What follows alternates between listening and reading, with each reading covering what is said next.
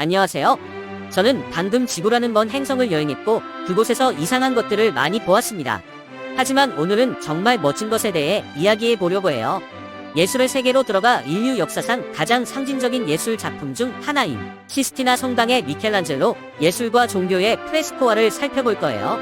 놀랄 준비를 하세요. 저는 시스티나 성당의 천장을 올려다보며 금고 안을 장식한 생생한 프레스코화를 훑어보았습니다. 외계인으로서 저는 종교적인 장면과 인물의 묘사에 흥미를 느꼈어요. 이탈리아의 예술가 미켈란젤로가 교황 율리우스 2세의 의뢰를 받아 4년간 천장에 그림을 그렸다는 사실을 알게 되었죠. 처음에는 이 프로젝트를 꺼려했지만 미켈란젤로의 헌신과 기술 덕분에 전 세계에서 방문객이 계속 찾아오는 걸작이 탄생했습니다. 프레스코화를 계속 관찰하면서 미켈란젤로의 독특한 예술적 스타일에 감탄했습니다. 그의 인물은 해부학적으로 정확할 뿐만 아니라 감정과 표현이 가득했습니다. 그는 젖은 석고 위에 직접 그림을 그리는 도온 프레스코라는 기법을 사용했습니다. 이를 통해 페인트가 석고에 스며도 단순한 표면이 아닌 벽의 일부가 될 수 있었습니다. 프레스코화를 감상하면서 미켈란젤로의 종교적 신념이 그의 작품에 어떤 영향을 미쳤는지 궁금해졌어요. 미켈란젤로가 독실한 가톨릭 신자였으며 그의 예술을 사람들을 신과 연결하는 수단으로 여겼다는 사실을 알게 되었죠. 미켈란젤로의 프레스코화는 성경에 나오는 이야기를 묘사하여 보는 이들에게 경외심과 경건함을 불러일으키기 위한 것이었죠. 미켈란젤로는 유명한 예술가였지만 일생 동안 많은 어려움에 직면했습니다. 그는 까다로운 성격으로 악명이 높았고 후원자들과 자주 충돌했습니다. 또한 은둔형 외톨이였으며 사교보다는 작품 활동에 시간을 보내는 것을 선호했습니다. 이러한 어려움에도 불구하고 미켈란젤로는 지속적인 유산을 남겼고 후대의 예술가들에게 영감을 주었습니다. 예배당 옆으로 이동하자 최후의 심판이 보였습니다.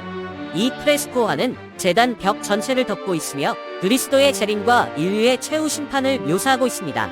수백 개의 인물이 복잡한 구도로 배치되어 있는 이 작품의 디테일은 놀랍습니다. 이 프레스코화의 색상은 무시무시한 주제를 반영하여 더 어둡고 불길한 느낌을 줍니다.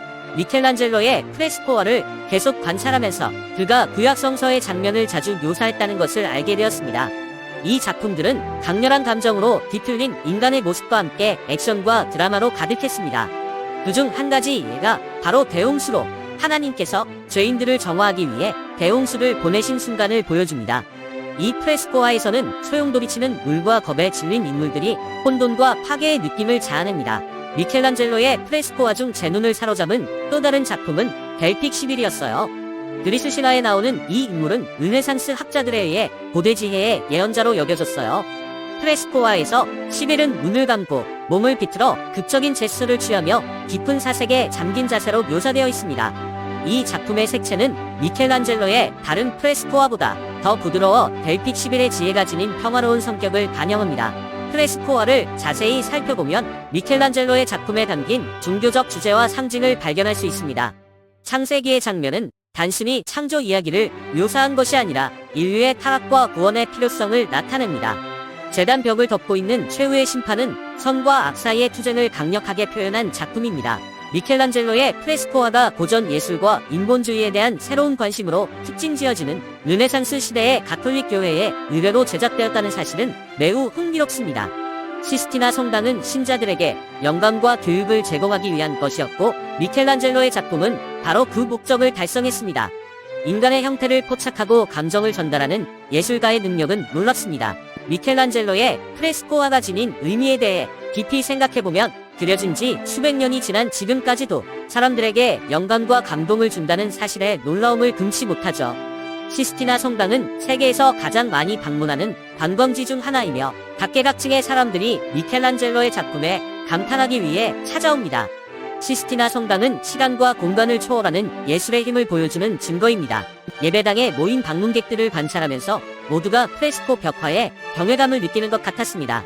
어떤 사람들은 조용히 경치를 감상하고 있었고 어떤 사람들은 흥분한 표정으로 벽화를 가리키며 사진을 찍고 있었죠.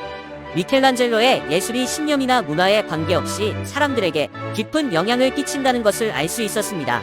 계속 관찰하면서 프레스코화가 단순히 아름다운 예술 작품일 뿐만 아니라 신앙과 영성을 강력하게 표현하고 있다는 사실을 알게 되었습니다.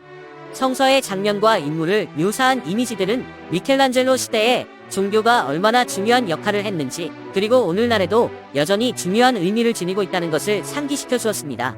미켈란젤로의 유산을 되돌아보면서 그의 영향력이 예술계를 훨씬 뛰어넘는다는 사실을 깨달았습니다. 자신의 기술에 대한 헌신과 신념에 대한 그의 헌신은 우리 모두에게 영감을 줄 수 있는 시대를 초월한 교훈입니다.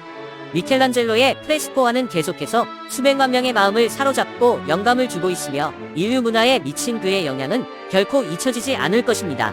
시스티나 성당에 작별 인사를 하면서 미켈란젤로의 예술을 가까이에서 볼 수 있는 기회에 감사한 마음이 들었습니다.